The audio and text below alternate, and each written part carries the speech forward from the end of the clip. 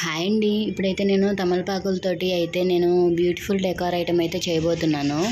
నేను చేసిన ఈ డెకార్ ఐటమ్ అయితే రోజెస్ ఇంకా తమలపాకులు 2 కూడా యూజ్ చేశాను. నిజంగా ఎంత బాగుందంటే బొకే లాగే ఉంది, రియల్ బొకే లాగా.